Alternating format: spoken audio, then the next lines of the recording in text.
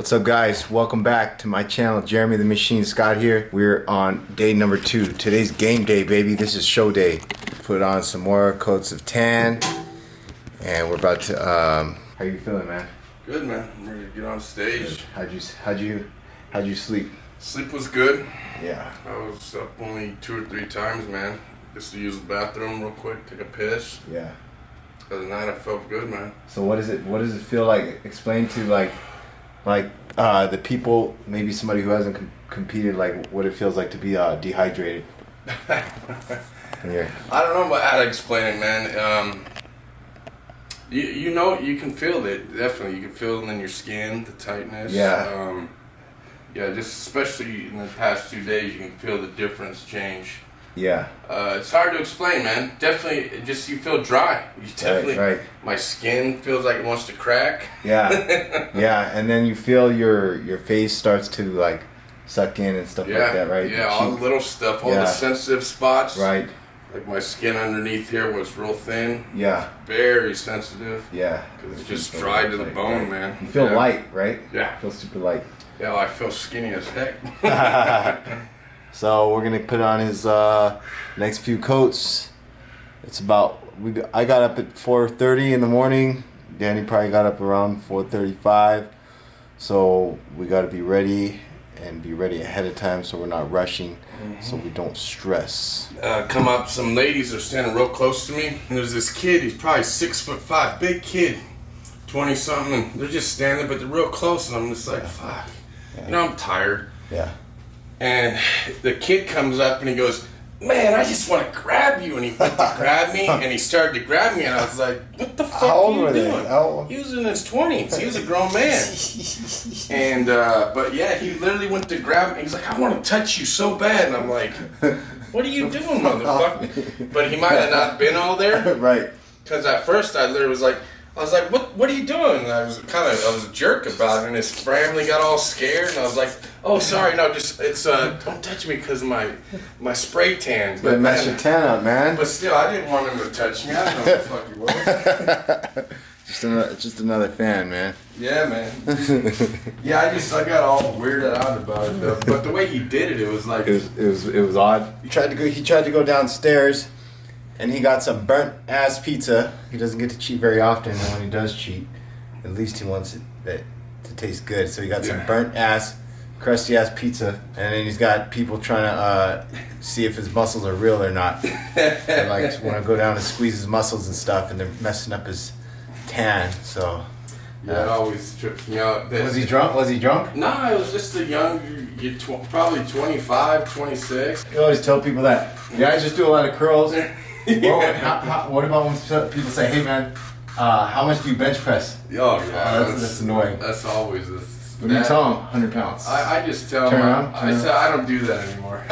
That's what I said. They don't believe it, huh? Yeah, I'm like, and it's the truth. Probably, you don't do it very much. Yeah, not flat bench. No. Flat bench is it's risky exercise, man. It's beneficial, but it's the risks for that exercise outweigh the benefits, in my opinion. Oh, for the me. straight bar, it's not natural for your shoulders.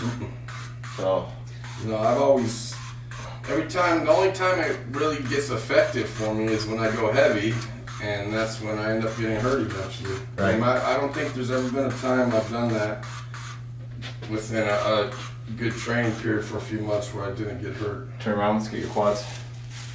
Arms up.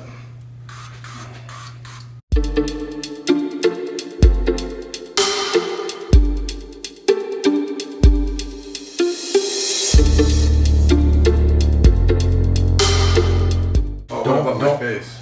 Do we do it again? Your face is good. Is it? Okay. Yeah, don't wash it off. By tomorrow, it's going to set in even darker. You're going to be good. How we get that competition color, this is our Pro Tan. It's a little bit messy. Like I said before, I got this on my fingertips. I forgot my gloves. Oh, you did. The doctor forgot his gloves. So we put a few coats of this on, and we let it sit in. There's actually a certain way that we do it.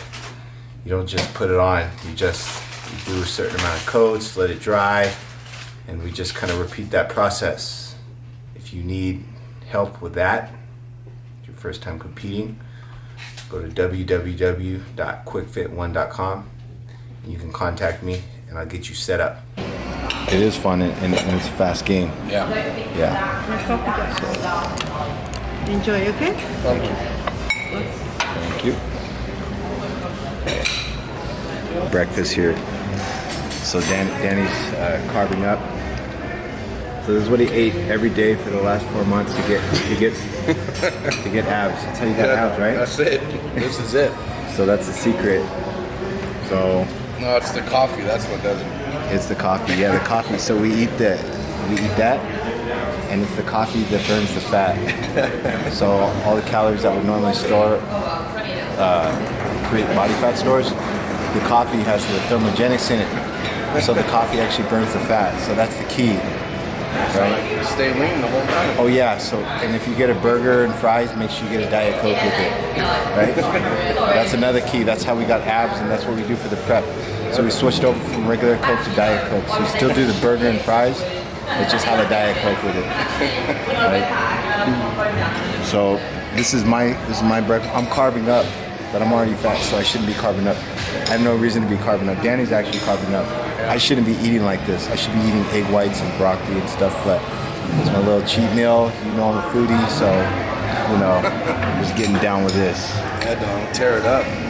Yeah, so this is his pre-show carbs. He's probably gonna need more than that. To be honest, I'm gonna have him make sure he eats all his carbs, all his bread, all this stuff. He's got to finish all of it. So we got to really focus on filling up those glycogen stores.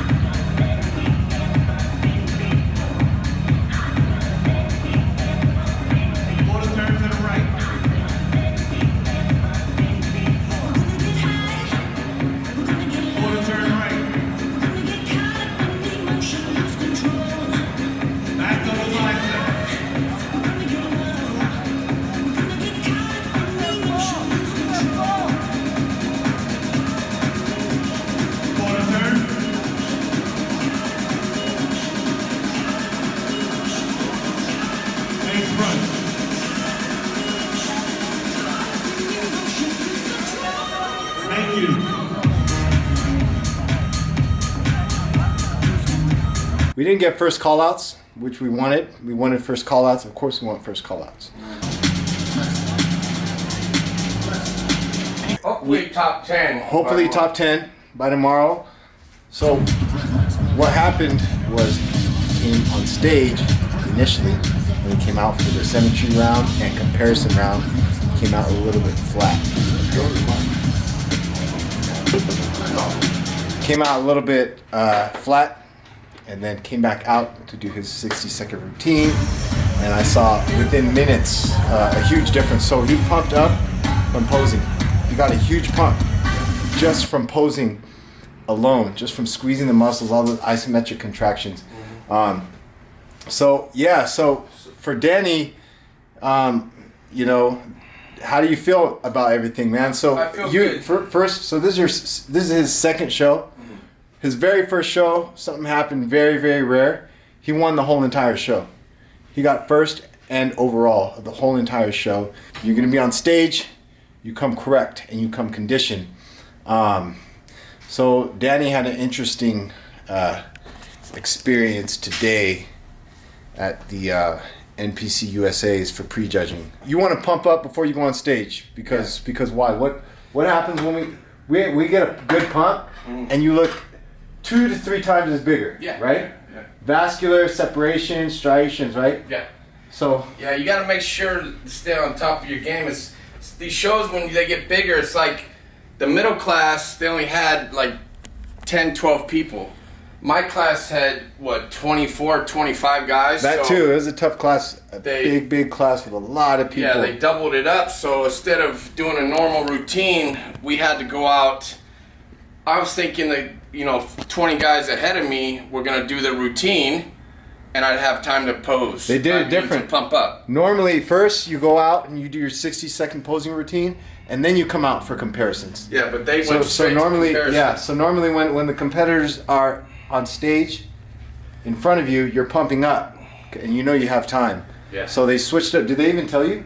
Right before we went on. Right when the middleweights got done, they said, "Okay, guys, you guys aren't doing your routines yet. You're just going to do comparisons right away." So it went from me having 10, 15 minutes to pump up for all the guys doing the routines in front of me to I went on stage within 2 minutes. So they switched you. You weren't even ready. Yeah. And I was sitting there. You were thinking you had time. I was watching. Relax. I watched the lightweights. I watched the middleweights, and it was a 45-minute period for them to go through. Yeah. So I'm thinking I got time. You want to pump up for at least 30 minutes. Yeah. Start about 30 to 40 minutes before you go on stage. And I'm telling you, I know it's not everything, but the pump does make a big difference. Oh yeah. Makes a huge difference. I felt different even when I went back out. You got to be prepared for it. You got to be prepared for anything. Yeah, exactly. Anything can happen. Yeah, definitely. So, what's the plan from here? Plan from here? Well, we haven't thought that far yet. We still gotta figure out the game plan for the finals. Yeah. And figure out how that works. I just want to break top 10 tomorrow, and I'll be happy. I can see where I'm lacking. Definitely. I definitely need a lot of improvements. These are the top amateurs in the world right now. This is the biggest amateur show in the world. So these aren't your average Joes. Every guy that was on that stage were badass.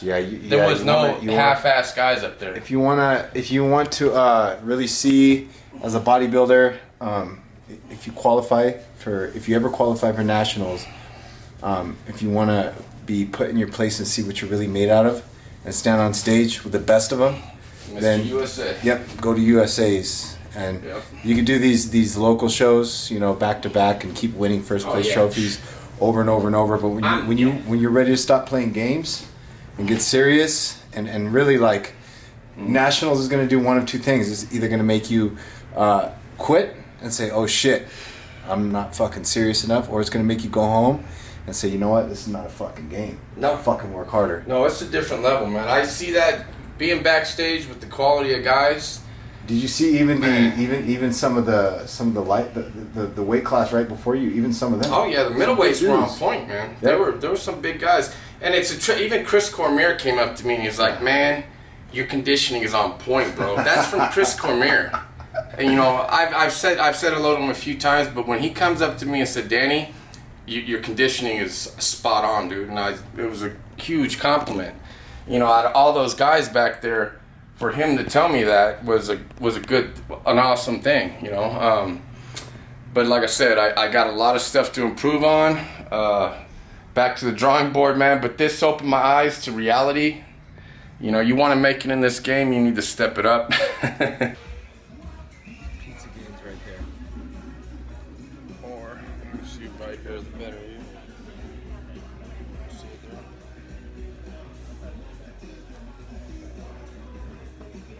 there.